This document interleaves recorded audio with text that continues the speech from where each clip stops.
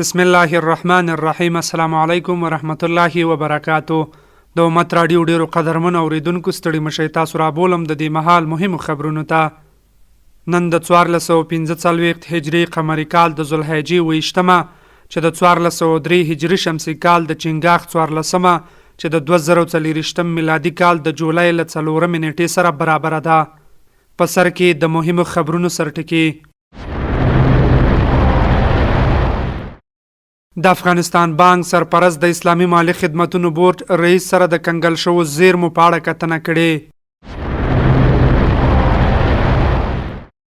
ازبکستان کې د افغاني تولیداتو نندارتون پرانستل شوی. چارو ادارې د کندوز ولایت ځنګلي ساحو کې د ځمکو د غصب مخنیوي په موخه غونډه کړې ده. افغانستان له ازبکستان سره د ګډې سوداګریزې خونې پر جوړېدو سلا کړې. د هېواد بهر د سیمې او نړۍ خبرونه کې اورئ چې خیبر پښتونخوا کې چاودنې د سنا غړي په ګډون 4 کسان وژلي. اوکرایني ولسمشر له لویدیځوالو د عصري وسلو غوښتنه کړې. د پاکستان پوځ په خیبر پښتونخوا کې له امریکا سره ګډ پوځي تمرینونه پیل کړي. بیا هم ستړي مشئ، اوس هم بشپړ خبرونه. د افغانستان بانک سرپرست هدایت الله بدری د اسلامي مالی خدمتونو بورډ د 22مې کلنۍ غونډې ترڅنګ د دغه بورډ له رئیس سره په کتنه کې د افغانستان بانک د کنګل شوو زیرمو د بانکي سکتور د اسلامي کېدو ښوونیزو پروګرامونو او یو شمېر نورو موضوعاتو په اړه خبرې کړې دي.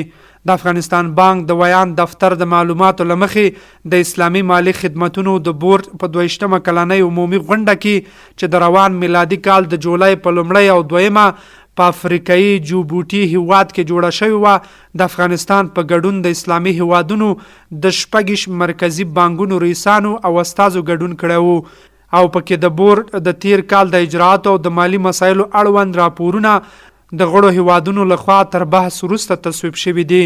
همدارنګه په یاده غونډه کې د راتلونکي کال لپاره د شریعت د اصولو پر بنسټ د اسلامي بانکوالۍ اړوند معایرو، د مالی شرکتونو او بانکونو د ښه مدیریت پر اسلامي بانکوالۍ د ډیجیټل سازۍ اثر او په نړیواله کچه د اسلامي بانکوالۍ او تمویل د ترویج په اړه پر پلانونو او عملی اقداماتو بحث شوی دی.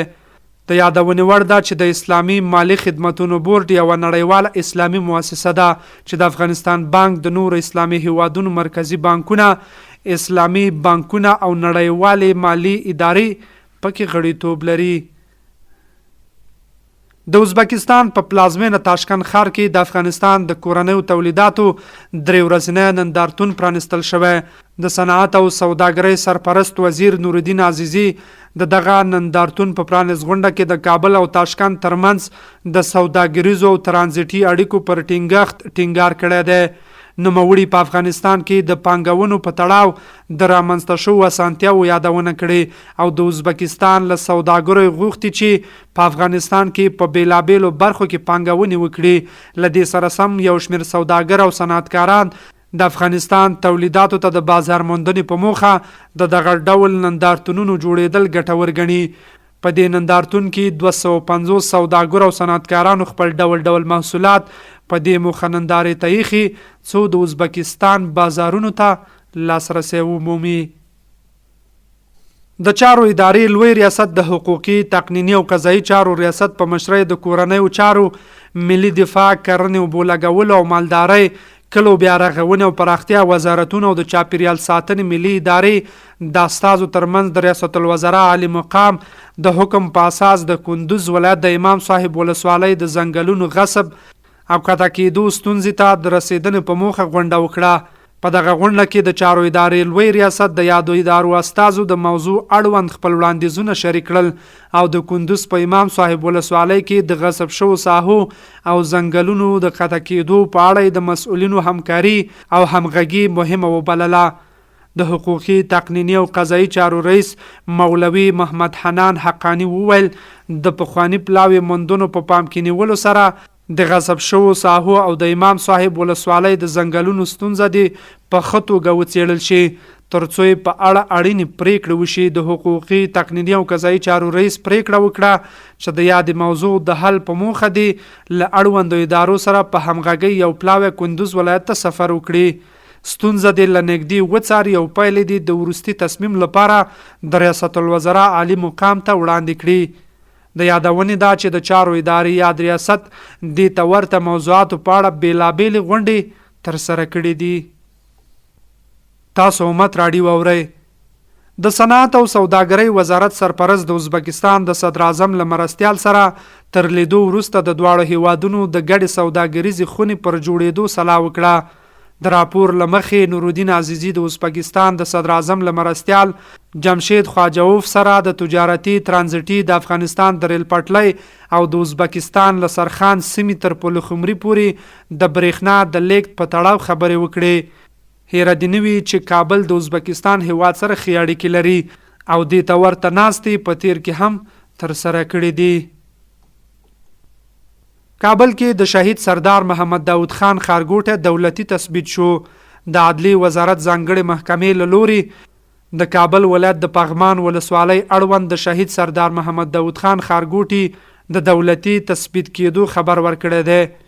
یاد وزارت د یوې خبرپاڼې په خپرولو سره ویلي چې د دولتي غصب شوو ځمکو قاضیو ته د رسېدنې ځانګړې محکمې د پغمان ولسوالۍ په کرابل کلي کې چې د سردار محمد داود خان په نوم یادېږي پر 1556 جریبه ځمکه باندې د ځمکو له غصب څخه د مخنیوي کمیسیون د دعوا په بررسۍ سره یاده شوې ټوله ځمکه دولتي تثبیت کړي او د ځمکو له غصب څخه د مخنیوي او د غصب شوو ځمکو د استرداد کمیسیون ته سپارلې ده.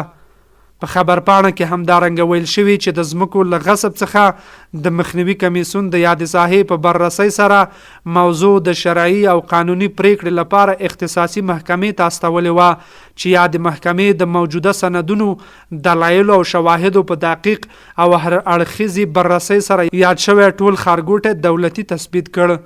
د عدلي وزارت په خبرپاڼه کې همدارنګه ویل شوي چې د دې پر وړاندې سندونه، املاکي دفترونه او د ځمکې د تصفیې سندونه د یادې ځمکې دولتیتوب په ډاګه کوي چې په همدې دلیل یاده ځمکه د ځمکو له غصب څخه د مخنیوي کمیسیون ته وسپارل شوه. د یادونې وړ ده چې د ځمکو له غصب څخه د مخنیوي کمیسیون د هیواد په 4 ضمنونو کې 4 ځانګړې محکمې لري او په هر ولایت کې د غصب شوو ځمکو د تشخیص او تثبیت یو تخنیکي پلاوی لري چې دغه موخو ته د رسیدو لپاره کار کوي. او له هېواده بهر په بهرنیو خبرونو کې به واورئ د خیبر پښتونخوا په باجوړ کې د یوې چاودنې په ترڅ کې د پاکستان د سنا د پخواني غړي هدایت الله خان په ګډون 4 کسان وژل شوي دي. د پاکستانی پولیسو په وینا دا چاودنه هغه وخت وشوه چې هدایت الله خان د باجوړ ډمډولۍ سیمې ته په موټر کې روان و. د دې چاودنې مسؤلیت تر اوسه چا نه دی منلی او د تحریک طالبان پاکستان ډلې ویلي چې په دې چاودنه کې لاس نه لري. هدایت الله خان د خیبر پښتونخوا د پخواني والي شوکت الله خان ورور له 2012 میلادي کاله تر 2024 میلادي کاله پورې د پاکستان د سنا جرګې غړی و. د اوکراین ولسمشر ولادیمیر زلنسکي لویدیځو هیوادونو ته خپله هغه غوښتنه بیا تکرار کړې چې د هیواد ته د هوایي مدافع پرمختللي سیستمونه او د لرې واټن ویشتونکي وسلې ورکړي. زلنسکي دا غوښتنه وروسته له هغې وکړه چې په دنیپرو سیمه کې د روسي د بې پیلوټ الوتکو او توغندیو په حمله کې 15 کسان ووژل شول. زلنسکي پر خپل ایکس پاڼه لیکلي چې یوازې 2 شیان د روسي د روان وحشت مخه نیولی شي: د هوایي مدافع سیستم او لرې واټن ویشتونکي وسلې. زلنسکي دا غوښتنه مخکې هغه مهال کړې وه چې په ویلینیانسک سیمه کې د جون په 13 د روسي او توغندیوي برید 7 کسان ووژل او 15 نورې ټپیان کړل. او د بهرنیو خبرونو وروسته دا چې د پاکستان پوځ په خیبر پښتونخوا ایالت کې له امریکا سره د ګډو پوځي تمرینونو خبر ورکړی. د پاکستان د پوځ د عامه اړیکو دفتر په یو بیان کې ویلي چې دا تمرینونه د دواړو هیوادونو د پوځي ځواکونو ترمنځ د همکارۍ د کچې د پیاوړتیا او د تروریزم پر ضد د مبارزې په چاره کې د همغږۍ په هدف روان دي. په بیان کې راغلي چې دا پوځي تمرینونه د جون په 9 په پمپي سیمه کې پیل شوي او 2 اونۍ به دوام وکړي.